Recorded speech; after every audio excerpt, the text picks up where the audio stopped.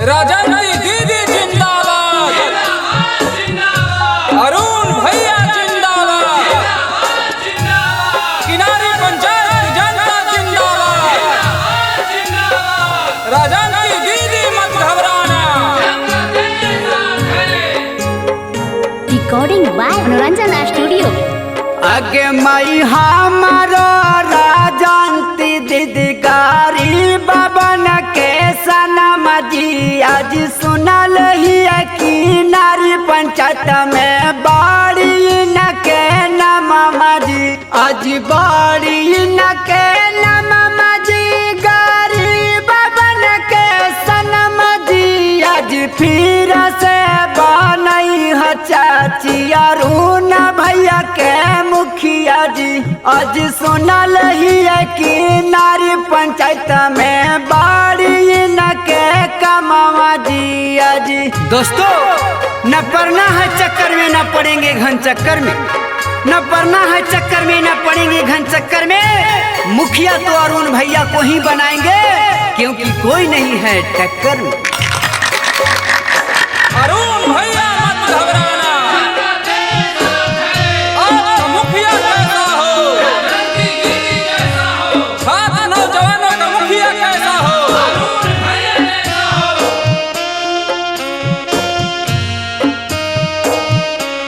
आगे माई दिलावा के साफ होती न मानमा के सच्चा जी आज सब उम्मीदवार मेरा जनती दीदी अच्छा जी, राजंती दीदी अच्छा जी अरुण भैया सच्चा जी आज फिर से बनई है चाची राजंती दीदी के मुखिया जी आज सुनल ही है जहानाबाद प्रखंड में बाड़ी न के कमावा दिया जी। दोस्तों अरुण भैया का यही है सपना, अरुण भैया का यही है सपना, स्वर्ग से सुंदर होगा, स्वर्ग से सुंदर होगा किनारी पंचायत अपना।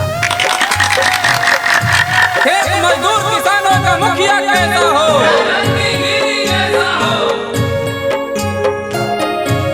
आगे महिमा जादूरा किसान भैया दी सब धया नवाजी आज इंदराया बास दिल थुन बिरध पे नासनवाजी आज बिरध पे नासनवाजी आज पाक के माकनवाजी आज फिर से बनई है चाची राजंती दीदी के मुखिया जी आज सुनल ही है कि नारी पंचायत में बाड़ी न के नमवा दिया जी।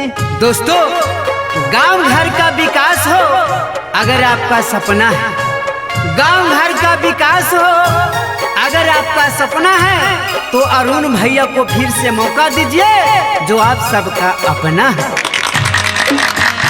माँ बहनों का मुखिया कैसा हो, राजन की दीदी मत घबराना, अरुण भैया मत घबराना।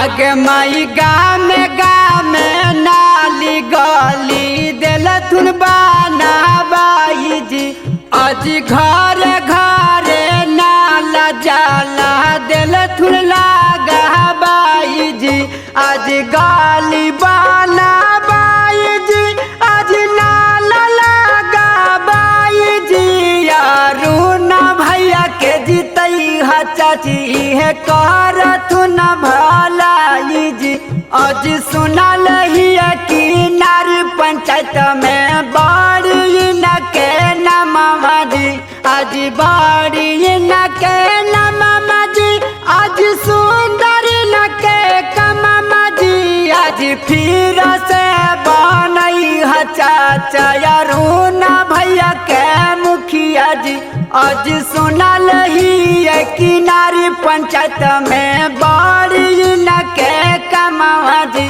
अजिया बड़ी बनई है चाचा जानती दीदी के मुखिया जी। Music by Manoj अलवेला।